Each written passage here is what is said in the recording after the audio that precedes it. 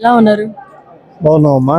Nellore parliament సభ్యులు వేమిరెడ్డి ప్రభాకర్ రెడ్డి గారి ఆధ్వర్యంలో మినీ మహానాడు కార్యక్రమం ఎంతో వైభవంగా జరిగింది. సో ఈ కార్యక్రమానికి మీరు కూడా వచ్చారు, ఎలా అనిపిస్తుంది?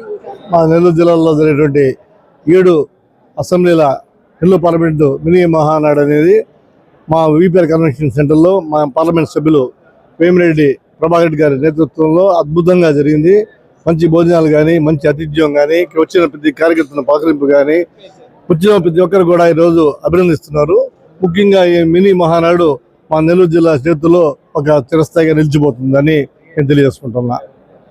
అయితే రేపు కడపలో జరగబోయే మహానాడు కార్యక్రమం ఏ విధంగా ఉండదు?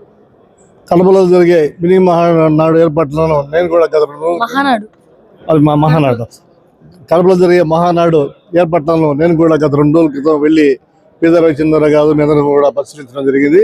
అద్భుతంగా ఏర్పాట్లు చేస్తున్నారు. కడపలో ఈ రాష్ట్ర చేతుల్లో లేని విధంగా మహానాడును 27, 28, 29 తారీఖుల్లో అద్భుతంగా భారీ ఏర్పాట్లు చేస్తున్నారు. ప్రజల నుంచి కూడా అపూర్వ స్పందన వస్తుంది.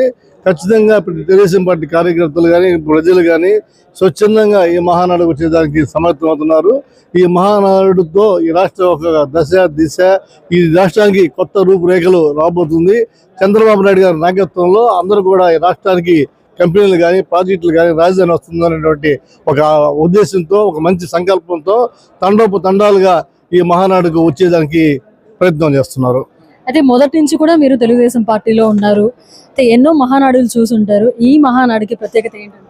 మేము చాలా మహానాడులు చూసాం, విశాఖపట్నం చూసాం, రాజమండ్రి చూసాం, ఇంకా చాలా మహానాడులు చూసాం. కానీ ఈ మహానాడికి ఒక ప్రత్యేకత ఉంది. తెలుగుదేశం పార్టీ ప్రతిపక్షంలో ఉన్నప్పుడు కూడా మహానాడికి అద్భుతమైనటువంటి ప్రజాదరణ లభించింది.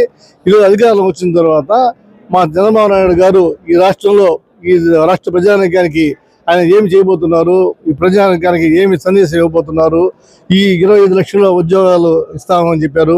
ఇవన్నిటి మీద కూడా ప్రజలు, యువత, మహిళలు చాలా ఉత్సాహంగా ఉన్నారు. ముఖ్యంగా బడుగు బలహీన వర్గాల వారు చంద్రబాబు నాయుడు గారు, లోకేష్ బాబు గారి నాయకత్వం పట్ల అపారమైనటువంటి విశ్వాసంతో ఉన్నారు.